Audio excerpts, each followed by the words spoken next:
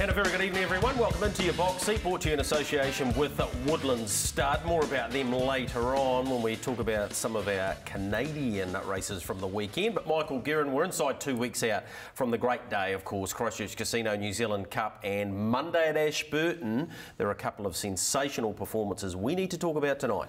Hi Greg, big hi to everybody at home. I hope you had a chance to catch all the action Monday afternoon, because for the next couple of weeks it's early in the week daytime harness racing, Kaikoura next week, then of course the Cup. It takes a rare breed of trotters, Greg, to outshine our best pacers. The pacers get all the hype, they get all the big money, but we saw two of them, two very, very good trotters, very special horses on Monday, and now we're hearing they are on one collision path, and after that, Greg, may not see too much more of each other. The races were great, the wrap-up very busy from a big day at Ashburton. Yeah, it certainly was. Let's get into the pacing side of things, and it was, of course, the Ashburton Flying Stakes. Traditionally, Michael, if you don't come through this race, it's very difficult to win the New Zealand Cup, and so many winners over the years, a dozen, I think, from memory, have gone on and won the great race. The fixer in front to his inside Spankum, and a racetrack drive that sees this horse continue on his winning way. Self-assured, but the Cup favourite wins the Flying Stakes. Spank him by a length, beat home the fixer, third in Self-assured, and he was massive. Then came So a very professional performance once again by Spankum. Led early, took a trail behind the fixer. The third horse. Nothing short of staggering run from him at such an early stage of his career.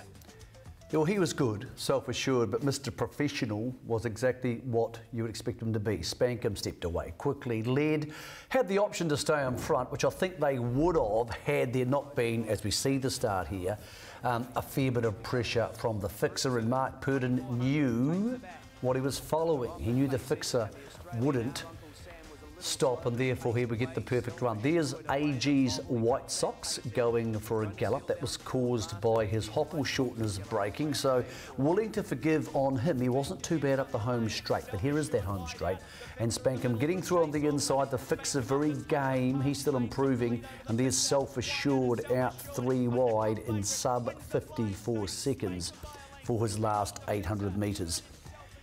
Greg, there was almost something to like about every horse in the race, with the exception of one who isn't now going to the Cup in Ultimate Sniper. So, good Cup trial, but Spankum just keeps turning up and doing the job week in, week out. Doesn't always win, but always in the top 3. This is not just his Cup to lose, it's a question of, if he draws the front line, how are they going to beat him?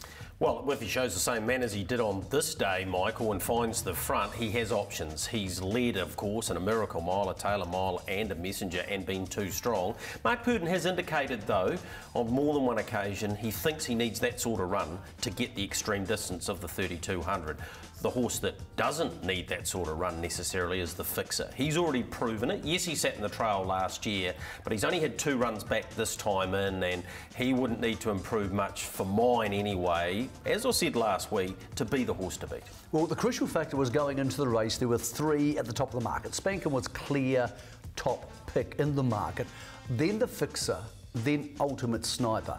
But the news that has emerged last night, Ultimate Sniper is out of the Cup. So he's gone.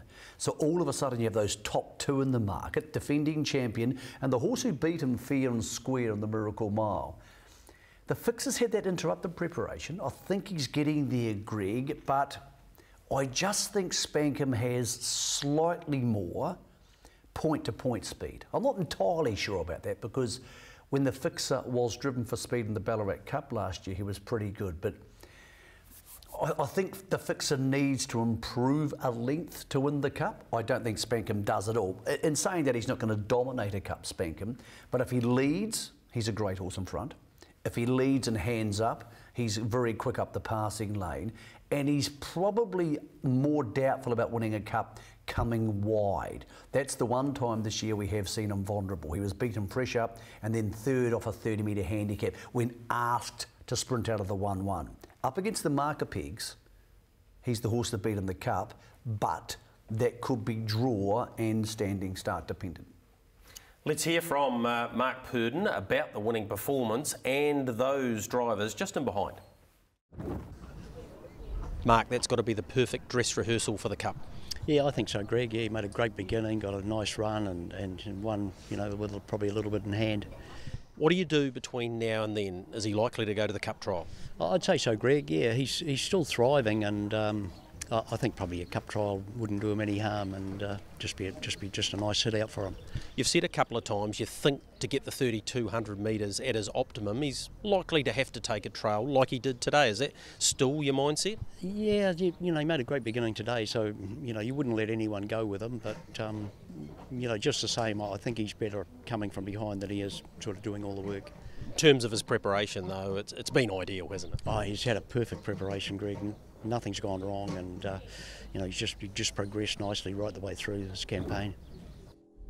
Oh, he went great, Greg. You know, he stepped away pretty good and then had to do a fair bit of work to get around to the top, but he never give it up, and he's just a cool horse and he's on the up, so thrilled to bits and looking forward to the Cup.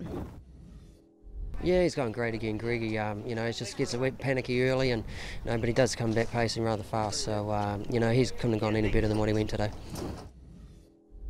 Yeah, look, first run off the unruly today, Greg. So you know, really pleased. He took another forward step and begun sort of quick enough. He wasn't at the complete rear end of the field, and you know, he's gone super afterwards and you know, hit the line pretty good. So couldn't be happier. Yeah, he stepped super and got a nice run. Probably just need to be one closer with that sharp last quarter, but kept trying to the line. He never lost any ground, so it was a great run. Unfortunately, he was a bit slow away again, but he did feel really good in the preliminary, and he went a super race after. But we've got hobble shorteners up pretty tight on him, and the hobble actually broke where the shortener went in, so we're hoping that's what the excuse is anyway. With the build towards the New Zealand Cup, though, that was far more pleasing. Yes, no, he felt a different horse today. I was wrapped with him. It's just a shame he wasn't in the race, because I'm sure he would have been right in it. He went good, and just see if we can improve. Tell us about the run, because you did have to make a move, and sitting outside horses like the Fixer and Spankum, it's not a whole lot of fun, is it, round Ashburton? No, it's not that great of a good idea sort of thing, but no, I was sort of in two minds of going to the fence, but we sort of got I thought it would work all right. We'd get a bit of a suck along around there, and he'd sit up there pretty nice, and but no, they as soon as he turned into the straight, he felt pretty good, and then the wind sort of hit him, and he just sort of lost his legs there pretty bad. But no, there's hopefully there's improvement there, and like it's a track sort of like Menangle will have felt like the Menangle. So and the little fella has got home in about 25.8 down at Menangle. So you know, I'm sure it's you know, there's improvement there for sure. Just the flight over here and that, and you know, missing a couple of days here and there for the flight. So hopefully we can earn that back. So that was good to catch up with Team Frisbee. Anthony there. Now he'll go to Kaikoura. We'll have a look at that very shortly, Michael. But anything else out of the wash-up of the Flying Stakes? There's only been one horse go through the Hannon, which Spankum won, then won the Flying Stakes and then the Cup, and that was Aracles back in 1997. He's had a very busy prep already. When you consider he's going to race in the Cup, he might even race in the free-for-all, and then have 4 races at the Inter-Dominion, so he could have 10 races this side of Christmas. He was good. The Fixer, excellent, should improve. Self-Assured, obviously very good. So Self-Assured doesn't go to the Cup. They had the option to pay the late entry fee. They've decided not to. Goes to the free-for-all. Had a long conversation to Mark Purdon last night. Just be a little bit careful here if you are backing him to win the Inter-Dominion. He said, we'll probably go, and we're intending to go. I wouldn't be surprised if they maybe change their mind. Of all the teams I deal with, they're the team who change their mind the most often because they have the most resources to do that. He still has the option to go to a Miracle Mile on the 4-year-old races. So just hold fire on him. Cruz Bromack had a little bit of a gallop in the home straight. I'm willing to forgive. He'll go. I actually thought his last 100 metres was very good. So did I. And I thought AG's White Sox was pretty good. Another masterpiece, very professional. Maybe needs to raise a length or two to win at this grade. And I thought, willing to forgive on our Uncle Sam. He'll get better, but I don't think flat out he's good as these horses. But once they start going harder and he's driven with cover, he might have a chance. As I said, there wasn't many horses in the race where you went, that's an issue. Apart from Ultimate Sniper. Not good enough, pulled out of the Cup. I think they'll be more gentle with him, and I would suggest he's doubtful to go to the Inter-Dominions. If he's not going to the Cup, I think again doubtful. So Self-Assured and Ultimate Sniper, as 4-year-olds, I'm willing to park in the Inter-Dominion markets just for now. Let's go to another Aussie though, and he is going to add a lot to the carnival, particularly the way Rebecca Bartley drives him. Now earlier in the race here, he was in the trail behind Tam Major, but about a mile out, she went, I don't want to stay here. I need to put the pressure on Chris Alford.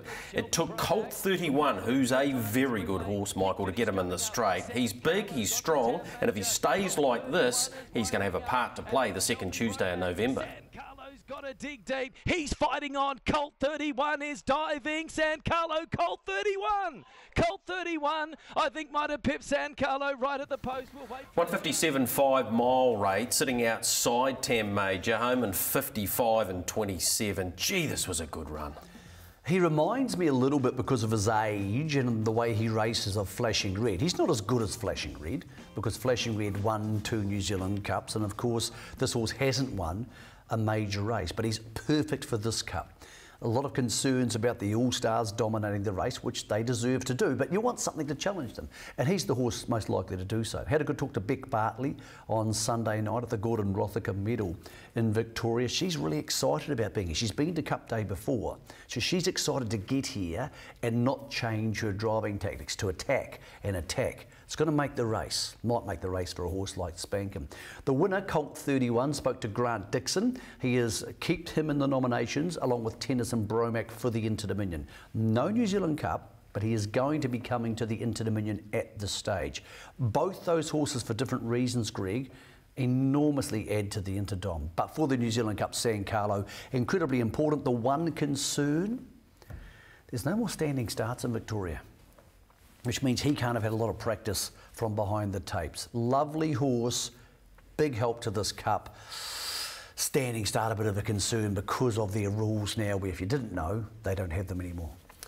The New Zealand Cup's been robbed a little bit of North Island interest because there's only one Mark Shard, with the Devil's Own coming out of the Brent Mangos stable and him deciding to stay closer to home. But he's in good form, he's trained by a master, and we've seen him place in recent times in the Cup, Michael. And this horse is in the zone at the moment. Look, off a 20-metre handicap, and he did things tough the last little bit of the race, but just bolted it really. So I don't think he can win a New Zealand Cup, but I think he can run top 5, and I think another season in open class will stand by him. So it's a concern, the fact we only have one New Zealand Cup horse in the North Island. 888 probably could have gone there, so Star Galleria taken out by a few setbacks. But yeah, Greg, it's indicative of either how many horses we're selling or how the power base of harness racing has moved again down to the South Island, mainly due to the All-Stars, I suppose. If the All-Stars were based in the North Island, it'd be a North Island domination. But these things sometimes go in cycles, but it's not great to only have one there. Admittedly, quite a few horses, paces and trotters, the connections are thinking, well, we're going into Dominion at home. If we can't win, we'll stay. But he's a good top 5 chance. I'm still not sure he's even the best horse in their stable. I think that off the cards? On the cards. On the cards. Yep. On the cards. is maybe a better Cups horse long time. I agree. Let's have a look at the Christchurch Casino New Zealand Cup market as it stands right now. So he's flip of the coin, $2 spank him.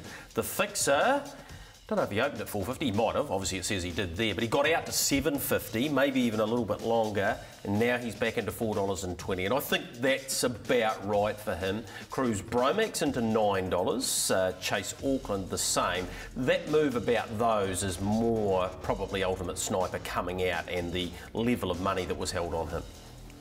Also, we've got to mention, of course, in the wrap from Ashburton that Chase Auckland was good too. So, off the not a handicap, but the unruly, it's basically a handicap. So, I think it's a big issue for him. It's a hard way to win a cup when you're the best horse in the race, let alone not being the best horse in the race. You can come up with lots of permutations here about what's going to happen, but if you can only presume they're all going to step from the standing start. So, if you presume that and they're all away safely, it's hard to imagine any horse who's not San Carlo handing up to Spankham. If Spankham wants to get the lead, he probably will from any horse in that field. Then he has the options of staying there or handing up to another horse and following and beating it up the passing lane. So that's where San Carlo's so crucial to this race. And again, as mentioned, he doesn't have that standing start experience, so it's hard to believe he's going to step the best of the lot of them. So I don't see, all things being equal, anyway, Greg, that Spankum's not leading or trailing or sitting close to the speed. Can you think of a way that wouldn't happen?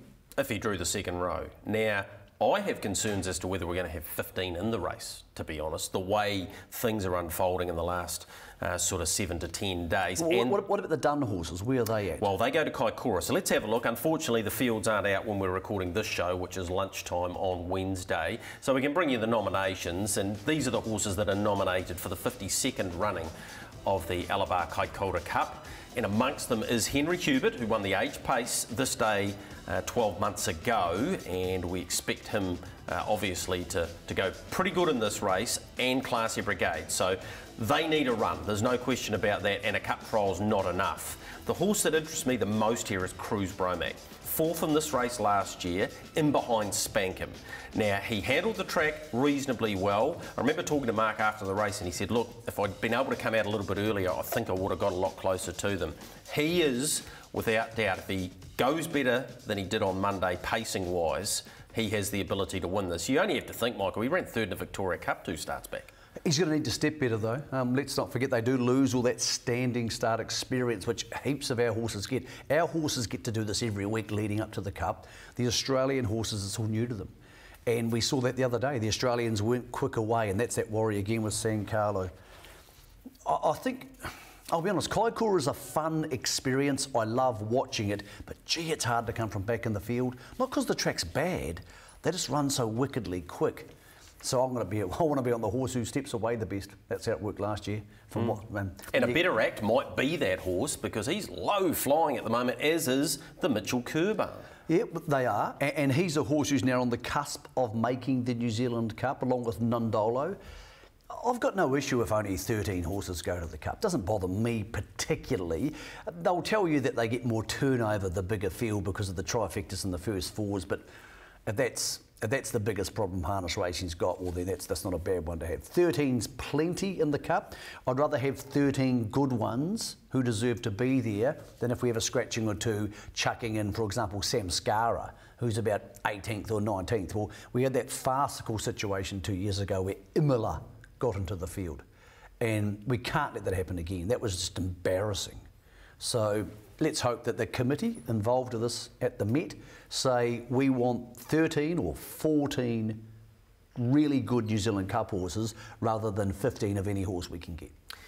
Same as last week, nothing's changed. He's now won the Ashburton Flying Stakes. You've got to be sticking with Spankum. I am, but without a great deal of conviction, because I think he's going to be in a place to win the New Zealand Cup if he draws the front line. And I'm not sure how many are unruly, because that would obviously negate his chances of drawing the second line. Chase Auckland off the top of my head. I don't think there's any others. So he's the horse to beat, but he's not unbeatable. Whereas a couple of times in recent years, there's been horses in the race you thought, how are they going to beat him? What about you? I'm staying with the fixer. I think with the improvement from Methven to Ashburton now to the Cup trial and on, I think he's the horse to beat. I think he's the best stayer in the race. I don't think there's a lot of value in the market, to be honest. And I don't think if you're watching this at home and you think, well, what am I going to bet on? You need to be betting now, because Kaikoura will give us some other indications, but also let's not forget the fixer has had those hoof concerns. Now, they're better at the moment, but that could change in 2 weeks. So if you back him now and it changes, you don't get your money back.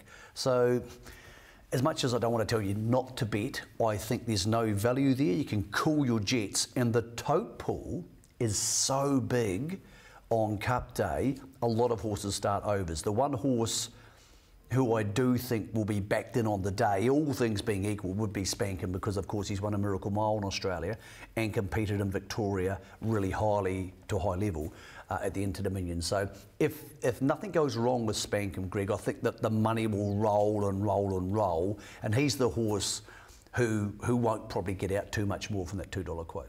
Before we leave our star paces, a star in the journalism ranks for the best part of 40 years, 4 decades, has been a good friend of ours, Jeff Scott. Hasn't been 100% health-wise. Scotty, I know you'll be tuned in. His contribution to the journalism and harness racing game has been enormous, and I'm sure there's plenty of well-wishers out there that want to see him get well. Yeah, very popular guy, very knowledgeable guy. I used to work for at the Christchurch Press. Caught up with him about a month ago in Christchurch, and Scotty's fighting the good fight. I'm sure he'll bounce back and we'll see him at the races. But it's people like him have written the history of harness racing, and Dave Cannon being another one, and Ron Bisnam before them. So without those people, a lot of people watching this show wouldn't have those scrapbooks or those moments or those memories. So very important role that those guys have played in the harness racing history. Scotty, get well. If we don't see you New Zealand Cup Day, we'll see you at the track shortly. Yep, we certainly will. Short break for us. Air Park Canterbury Dominion may well be the race of New Zealand Cup week. We'll have a good look at that when we return.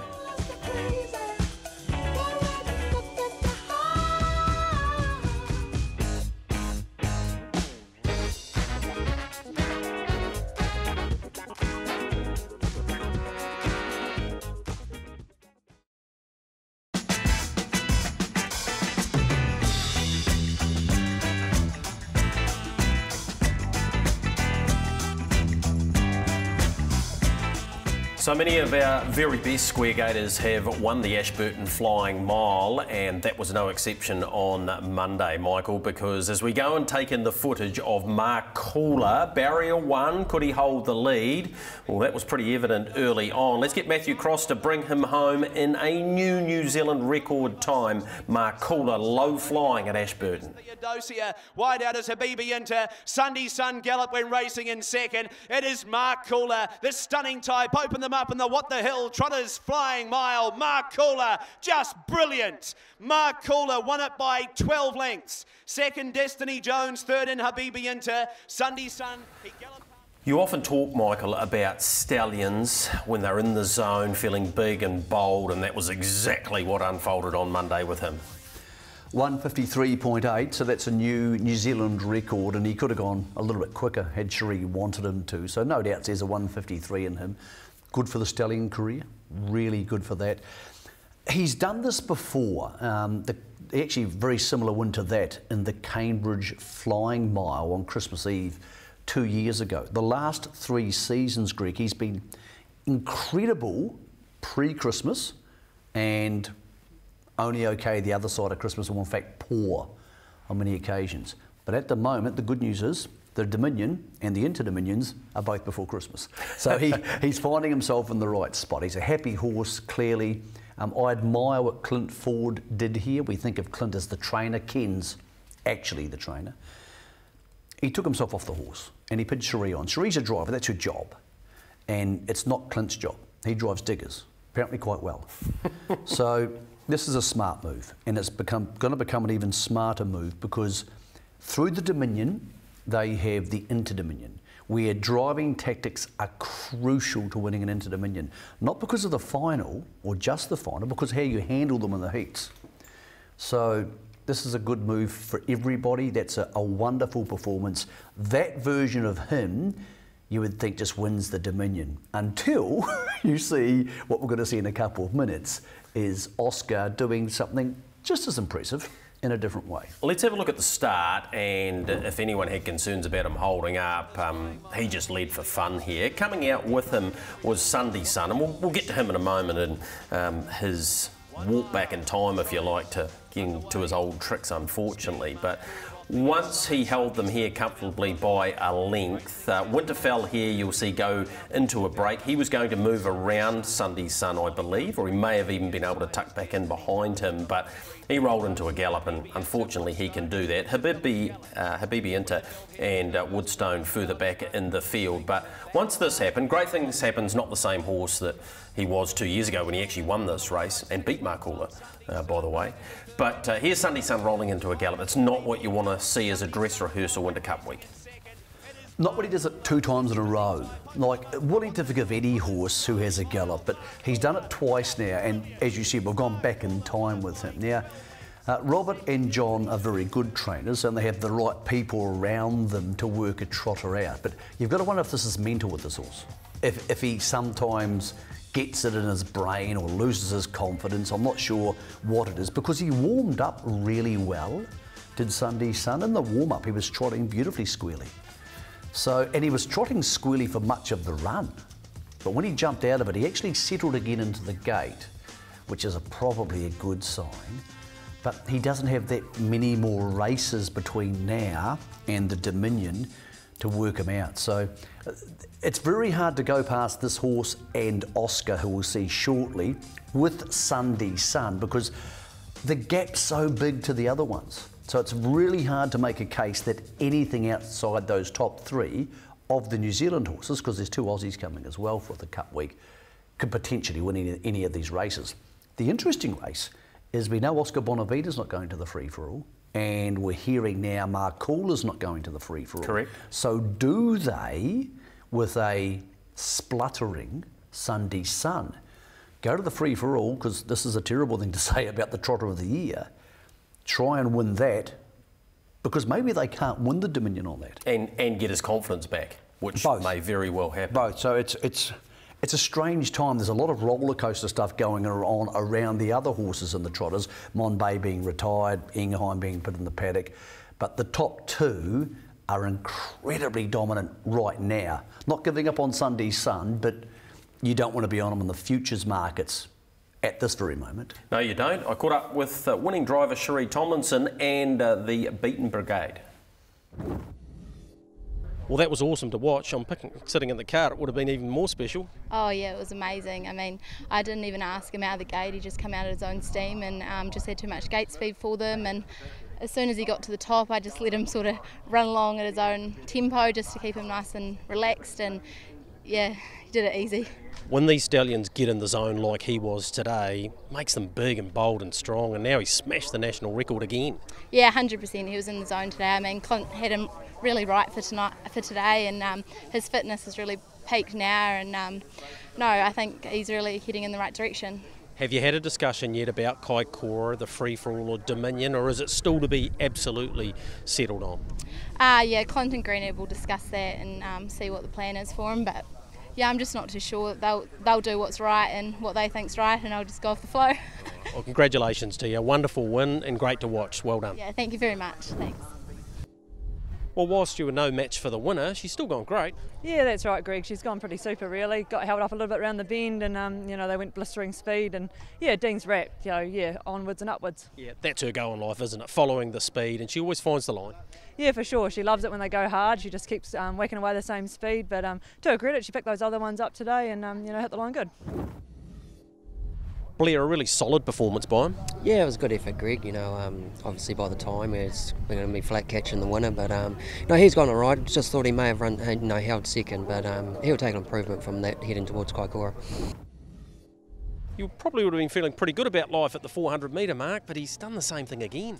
Yeah, he has, but to the horse's credit, Marcoula, I was never going to catch him, but my fellow's trucking into second nicely, and just the straights is tripping him up. Benzi's really trotting really good in the straights. He's just running out, not the same horse, so we'll have to go back and do some more work. What about Woodstone? What did Bob have to say about him? No, he was the opposite to Sunday Sun. He run in, so yeah, go back and do some more work on him too. But he said he still felt all right, just that run in, and you can't do that at this level. And leading into Cup Week, is Woodstone likely to go in the free-for-all, a race he placed in last year? And what about Sunday Sun? Yeah, well, sort of before this race, I was quite keen to start both of them on Cup Day, but back to the drawing board. Woodstone definitely Cup Day, and Sunday Sun 50-50. I'm with you, Michael. I reckon they'll both start. There you go. If they was on mine, they would. On a sad note, part owner of Destiny Jones, trainer of that very good mare, who's now got a really good mile time by running second in that. John Gould passed away, I think it was on Tuesday. And John part owned Tiger Tara, of course. Also Cole Porter, who did a pretty good job out of the Jeff Dunn barn. And look, it's a really sad time for the family, but he enjoyed such great success, particularly with Tiger as a 3-year-old, and had a whole lot of fun racing horses. So to his family, our condolences certainly, and a sad time for them. Yeah, it would be. Terribly sad time for them. And look, the mare was fantastic because she was actually pushed almost back to last in that race. I know that's irrelevant in the scheme of things like that, but she's run on fantastically for second and actually got a very good mile time in the making. Just goes to show you when the speed is on, there's less unlucky horses, because if they go slow there, she's pushed back to last by a horse stopping in front of her, then she's got no chance. But when they're going flat out, you can actually regather yourself because the other horses start to tire. Habibi Inter, I want to ask you about him. I thought he was okay. He's going fine, but as Blair quite rightly said, he should have been able to run past Destiny Jones if he's going to be a factor. She came from behind him to run past him up the inside after being unlucky. We'll get to see him at Kaikoura, a track that Paul's had very good success in, particularly in that race. Again, you go back to it, the fact it's incredibly hard to go outside the top 3 if Sunday Sun gets back to his best, and you've got to trust the Duns to reproduce that. And then you've got Mick Loving coming across and Tough Monarch. Tough Monarch will also head to the Inter-Dominions. So it's going to be great to have them here, because after that, you look at them and go, well, how are any of these horses going to beat Kaikoura, Sunday Sun, or another national record setter on Monday in Oscar? Yeah, well, I took my breath after the Flying Mile and the Flying Stakes and thought, oh yeah, that should be pretty much it for the day, and then this happened. Oscar Bonavina came off 40 metres, made up, as Mark Purdon predicted, that deficit so quickly, and then down the back straight, he just mooched around when he wanted. This would have helped his confidence a lot. I know he was off the back mark on his own, but have a look at how quickly he stepped here and caught them up. I put the iPhone watch on this. He was 5 seconds behind the leader at that Stipes Tower there. 5 seconds. Then he catches it all up in the next 1,000 metres, and it was a relentless display of speed trotting to break the national record for 2,400 metres from a standing start by nearly a second. And here it is, Greg. This is the relentless part. Usually they wait, they catch the field, wait and attack late. But when the horse is this good, you just don't wait. Well, you can just press the button when you like, and once he balanced him around that bend and into the back straight, then he basically just let him slide. He's not even really asking him here at all, but he's so superior. He went straight past Take After Me, as you would expect him to, but then he did this, Michael, with the earplug still in. Yeah, the time's so good that had they gone 3-4 here, you would have gone, well, he's just beaten horses who aren't that good and are never going to be open class horses. But the time was under 3 minutes for the first time ever. What's really interesting is when you look at that, you just know, you absolutely know he could trot the next 800 metres in a minute or quicker, which means he could break 4 minutes for 2 miles standing start under the right circumstances. He might have to beat Kaikoura in the Dominion. If the two of them step away, if they lead trail with a lap to go, it almost certainly won't happen, but if they are, who wins the Dominion? I think Oscar Bonavina. I think his brilliance will get him home, but the standing start is going to be so crucial, Michael. I'd love to see them in a straight line, 200 metres for you. They turn for home. Kaikoura's inside, Oscar Bonavina's to his outside. Who wins?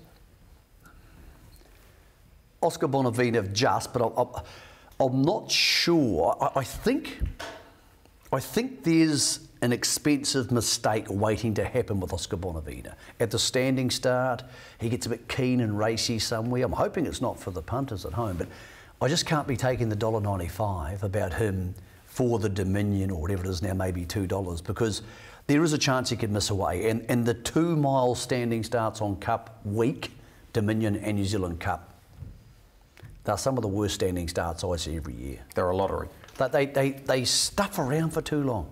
Get them in line, let them go. It also raises another question.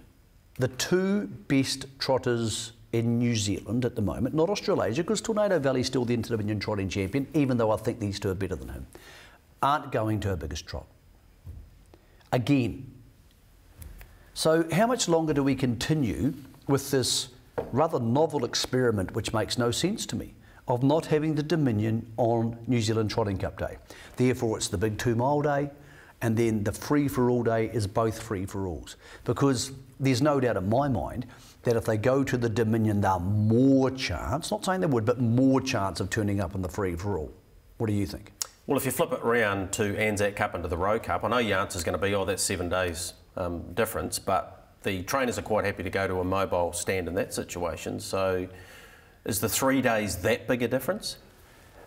All the proofs. I never hear them complain that the Anzac Cup's a mobile. It is a week, but I also think that the proof's in the pudding. They just don't turn up. No.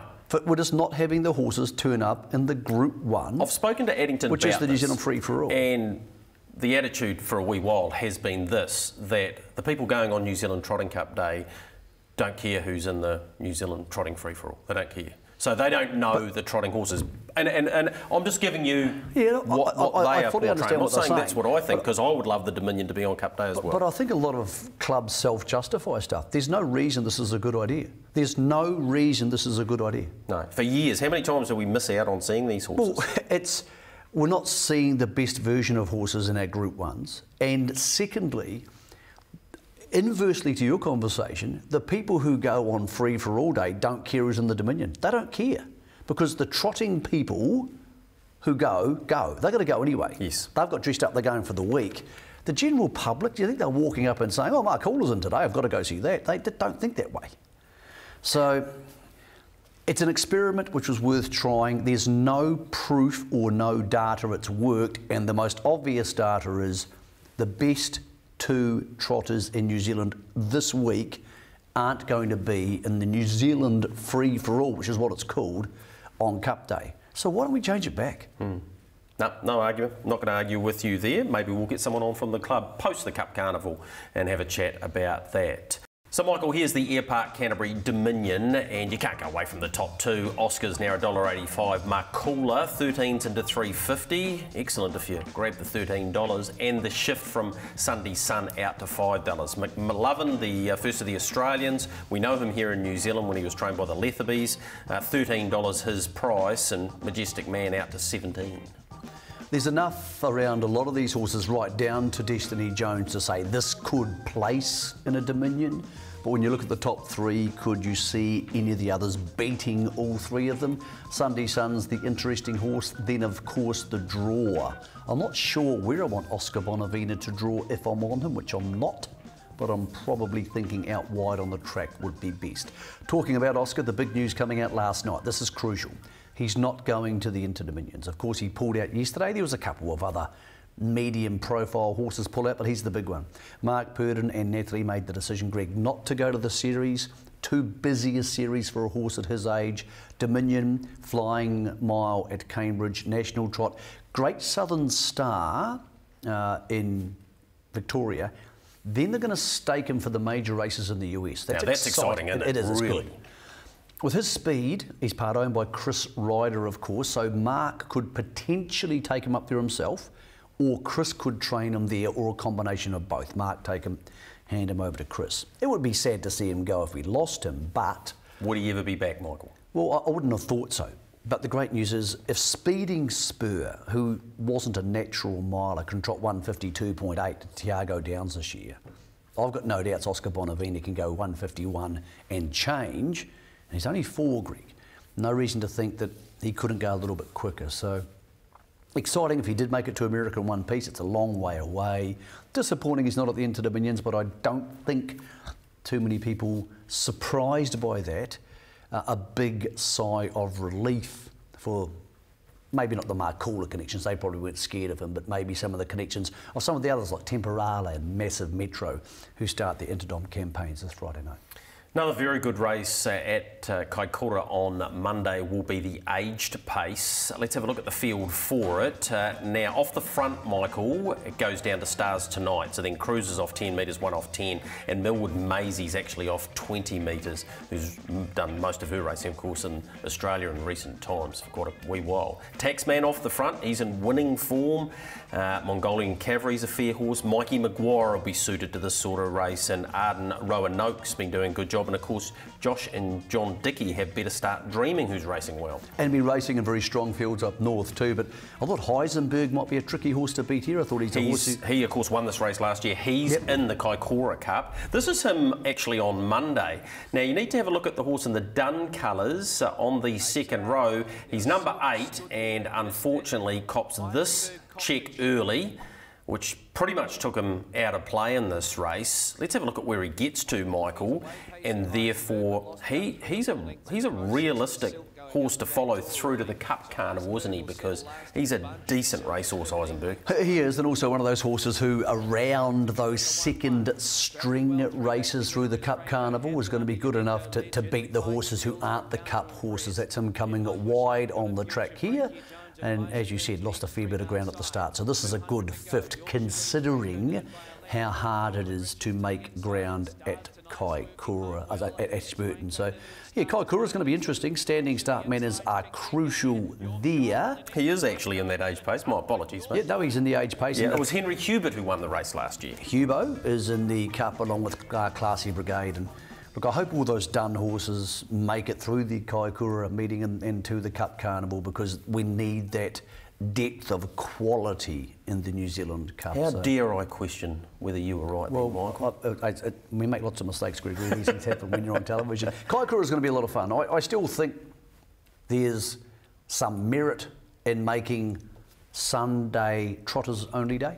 I know people argue it can't be done. Things can be done if you program them to be done. Maybe there's not enough horses, but you could also maybe have a Monty there. I think it's a festival day. I think Monday's the day where people expect to see the good horses. What is a rarity, Michael, on this show is when you and I actually find a winner the same week, and we managed to do that on. I'm not sure I found a winner. Mine paid $1.50. I just needed a confidence booster. Yeah, got the job done though. And you, congratulations last week. Gregory's top pick of the week, Wednesday to Monday, was Rebel Kibby Bones, and it's rocked up and paid $8 something? Yep, we could have got 9s if you got on with the bookies, so that was pretty nice. The guy training and driving it was John Hay. He obviously owns the horses well. The race was named in his father's honour. Now, John's driven over 1,000 winners, close to 1,100, and trained over 500. He knows what he's doing, and he did on this occasion as well, and it was great to catch up with him after the race in his father's colours. John, if you're going to ever win a race, it's this one here, named after your dad. It must be pretty special. No, it's real special. The whole family are here, the grandkids are here, and they're all probably roaring, and there's tears and everything, so Inika set up there, so it was a good one to win. Yeah, pretty nice. You set the horse for the race. He actually won the corresponding race last year, so once you moved around to the park position, you certainly had some confidence in him. Yeah, well, the one I was following wasn't going anywhere, so I had to get handy, and at that stage I thought it was a place chance, so he just kept grinding up the straight and he got the win. Yeah, he's no star, is he? But he's a very good stayer, and the way he was driven today, that sort of worked out perfectly. No, it was good. Like he's an honest enough trotter. When he trots all the way, he usually gets a check, so that's him. Your dad won plenty of good races and plenty of races here at Ashburton as well, so all the stars aligned, really. Yeah, no, well, but he usually played $80 or $60 or something like that. Like, you know, he's always on the rough ones, but no, he started my career off and with Dr. Bailey and give me a good start. Yep, and you're in the 1,000-win driving club, so although you've won some bigger races, none more appropriate than this. Yeah, no, it was good. Yeah, like any race is good, but that's like the cream on the cake.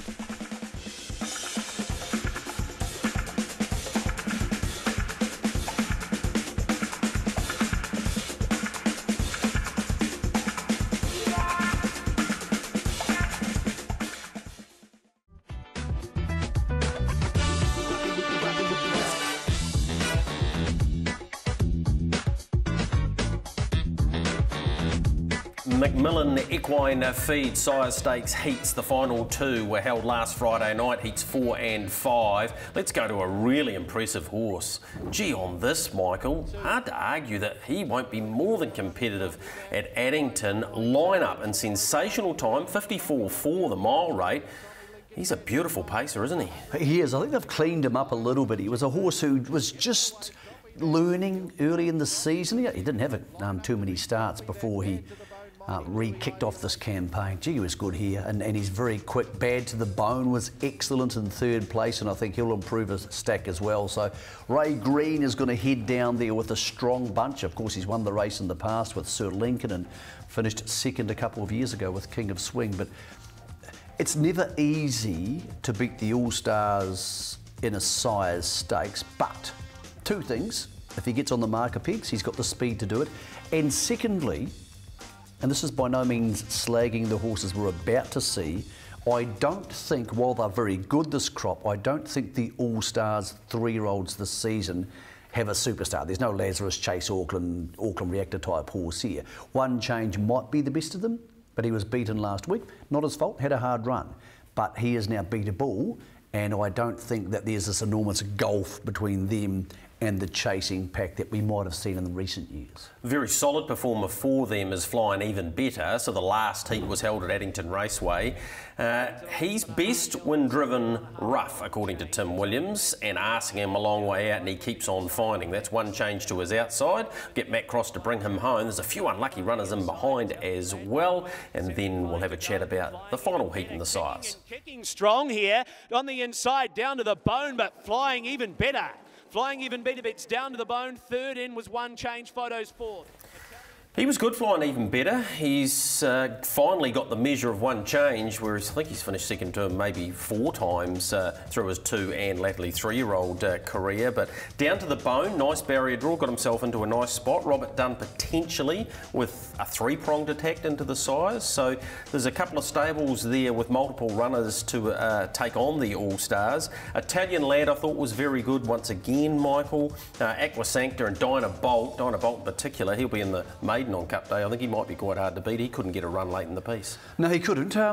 Interesting race. I think this crop might be ready for a transition. I'm not saying that One Change isn't still the best of them, because he did have a hard run, but he doesn't have that X factor, just look out, get out of my way, I'm going to brain you type thing about him that, you know, some of those other horses do, because they were champions. A lot's going to come down to barrier draws. Well, as a 2-year-old, Michael, he kept on drawing well, and therefore he's in the right spot each time. At the top of the straight there, I thought, oh, he's just going to run past Flying Even Better here, but he didn't. No, and the other thing too is the 2 stables who are most likely in the country not to hand up to All-Stars runners, regardless of the race, are the Robert and John Dunn team and Ray Green's team, particularly when you have a person like David Butcher driving them, because he's fearless. So there's people involved in this sire stakes in a couple of weeks who wouldn't just be handing up if things went their way. It's an interesting race. It's a crop which lacks a superstar yet, and therefore it makes for a better race, in my belief. Let's hear from Tim Williams, who drove the winner, and those just in behind. You said to me last time, the harder you drive him, the better he goes, and that was true again. Yeah, look, it's one of those things. He's a pretty cool, calm, collective, better's delight, and you know, the rougher it is, the better he seems to like it. So you know, once we hit the 600, I sort of woke him up again, and you know, you can just keep rolling those nice even sectionals, and you know, he's pretty solid at the line still again tonight, which is very pleasing. What did you think of the bend? Because Natalie came up and had a decent look with One Change, and he hadn't been beaten before. Were you always confident? Yes and no, like you say. I'd already had the blinds down, and he's such a casual sort of fella. He doesn't give you the great feeling, like you say. I sort of had to sort of keep at him to keep going. But you know, every time I ask him, to his credit, he keep finding. So you know, pretty brave effort to fend one like that off.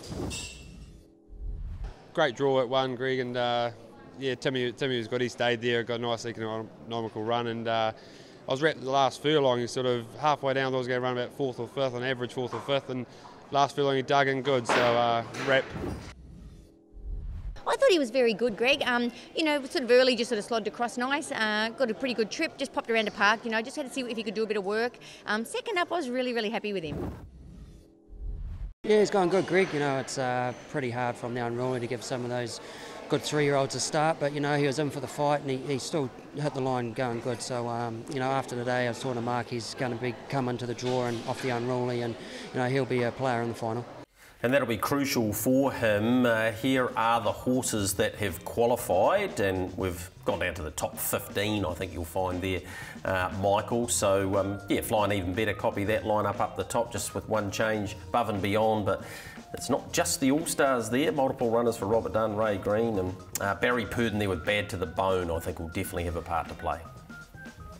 Yes, Michael? I don't say this lightly, because I look at every harness racing market that has ever opened for a Group 1 with virtually every bookmaker in Australia.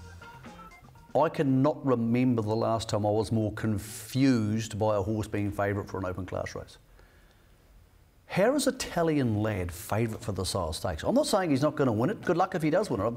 I've got no opinion on whether he'll win or not. But what has he done to prove he has a $2.80 chance to win this race when A, One Change has won a stack of Group 1s and good races, including the Jewels, and Italian Lad's won one race? Flying Even Better has gate speed when second of the Jewels won the heat the other day. Lineups won a heat, Above and Beyond's won a heat, Copy That's won a heat, and Bad to the Bone was fourth in the best two-year-old races last season, and Italian Lad's 2.8. If you take that, you should stop betting forever. Find another hobby. Almost saw a lip quiver there. You mean this, don't you? It's just bizarre. Now, I know there's weight of money, and these days the harness racing book, you can't get on for any amount of money. It's just... Well, that's you. It's a huge problem. Others can. Well, even then, you still can't get on for enough. We need to loosen those things. Yeah. But how this is 2.8, it might win. Good luck if it is. If it pays less than 2.8 on Cup Day, I will not punt for the remainder of the year. We got that recorded. Nice work. Which might save me some money. Let's move on to the Alabar Size Stakes heats. Lululemon, of course, trained by Mark Jones. It'll be Mark Jones and Brendan Hill from now on. Out of Elusive Chick. This is the first of the heats. This was a non-tote. She was actually very good, Michael. Well, they actually had a non-tote market, a fixed odds market on this race, and I thought she'd be $1.35. I didn't bother looking at the market until a minute before the race because I just didn't even consider the race. It was a non-tote. She was $2.30 or $2.40. The horse back on the inside, Tony Hurley, his horse was about equal favourite with her. That again, sometimes it all just baffles me. She's good. Amazing Dream. She's come back even better. Sure, there's no Sweet on Me, but she's bulked up and she appears a heck of a lot stronger. The Dunn pair trying to chase her down, but she was good. Look, she is. She's very efficient, and she probably didn't have the best of the draws last year to try and beat Sweet on Me, but she had to beat her once, which is more than anybody else has done. So, yep, she's going to be a factor in all the races heading forward. You're yet to see from Sweet on Me. She just had her knees cleaned up at the back end of the last campaign. I thought Spellbound was good, though. That was her first run. She's always going to be a factor. Beating these two in the same race is never going to be easy. These two are by, Amazing Dream and Sweet on Me. And of course, Robbins Playboy took out the Tuapeka Cup. Congratulations to the Wilsons. Nice win by that horse. Hopefully he'll be coming up for the Cup meeting. We had a couple of first up winners, training-wise. We'll show them on next week's show to give them a bit of profile. Speaking of profile, Dexter Dunn, Michael. His run in the States continues. Of course, he's in Canada for the Breeders' Crown and Manchego. Arguably as good as any trotter going around at the moment. Well, she would be in North America. The actual open class trot was won by the French superstar Bold Eagle, but here she is just smashing them in the mare's trot, and she's awfully good. She's awfully fast, and Dex has just found himself on a super horse. So won 2 Breeders' Crown on the weekend. Amigo Volo by Father Patrick. Yep. Yeah, so that was another big one. Andrew McCarthy. Andy McCarthy won 4, so look, well done to Dex. This is no small feat. This will be like winning. This will be like coming to New Zealand and winning 2 harness jewels races in your first year here. That's here he is in front. Betters Wish, trained by Chris Ryder, of course, who's a West Coast boy and a New Zealander himself, and yep.